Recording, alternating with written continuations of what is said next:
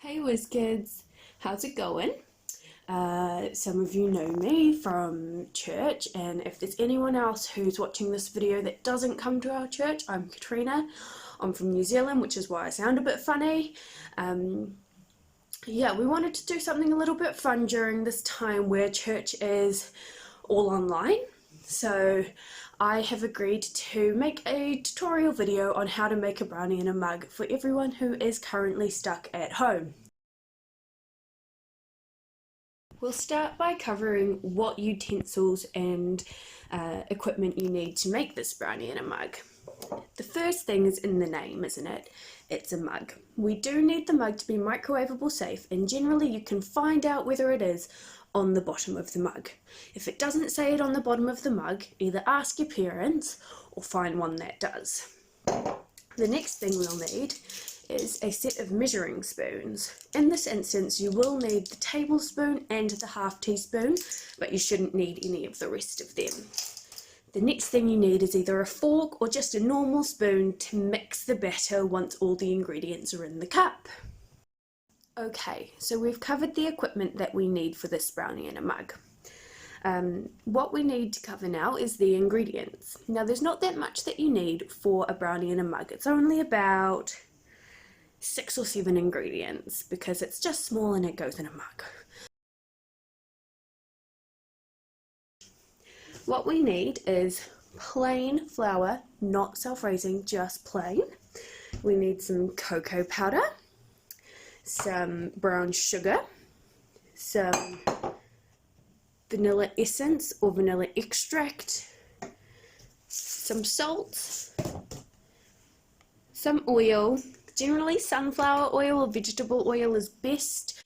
There are some optional things you can add to it as well. Things such as chocolate chips, you can add coconut flakes, you can add some chopped nuts, you could probably add a dollop of peanut butter in the centre of it if you wanted to. You know, there are a few things that you can add. So, for the majority of the ingredients, all that you need is your tablespoon.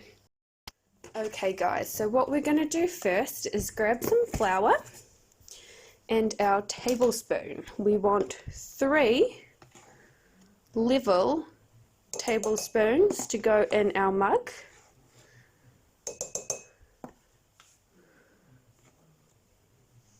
Like so.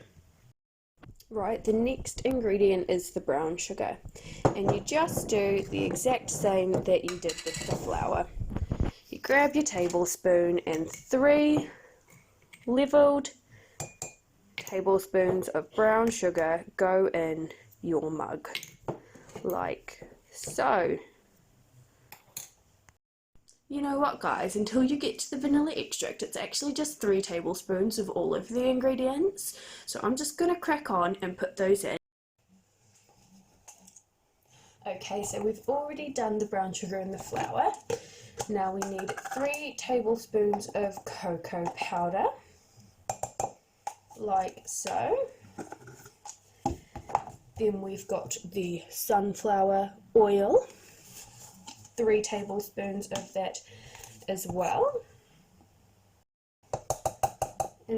And finally we need 3 tablespoons of water, 1, 2, 3. Brilliant. Last but not least guys, we have a pinch of salt. And this is where your half teaspoon comes in. We just want to do a half teaspoon of vanilla extract, like so. There we go. That is all of our ingredients in the mug. So up until this point you don't need to do any mixing, you just need to put all the ingredients in the mug. Once we get to this point however, we grab our spoon or our fork like I have here, and we just give it a quick mix. So like I said, just give it a quick mix, which is going to be a little bit difficult for me with just one hand.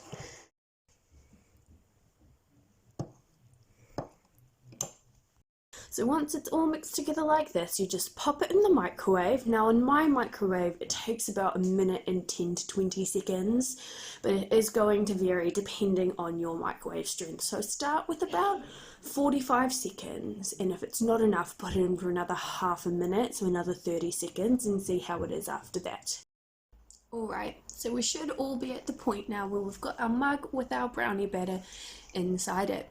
So we just want to come on over to the section of our kitchen that has our microwave, this is mine, and pop the mug in the centre. Like so, right in the middle there. Then set the microwave to whatever you want it on and go.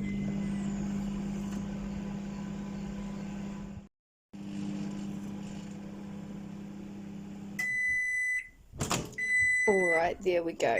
So this is one I prepared a little bit earlier, which is why it's in my Cheshire Cat mug instead of that flower mug. Now, this is what it should look like if everyone can see. It looks like it's dried up and it's not as gooey. Now it may be gooey around the edges, but don't worry about that, that's fairly normal. As long as it feels springy and bounces back, if you just touch it lightly in the middle, then it's done. So if you've got to this point, then you have finished making your brownie in a mug. I will advise you should leave it for a good 3 to 5 minutes to cool down, because if you eat it straight away, you're likely to burn your mouth and that's never a good time.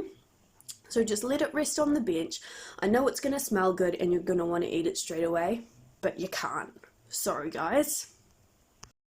So this one that I prepared earlier, I did make with some cashew nuts in it because I wanted to.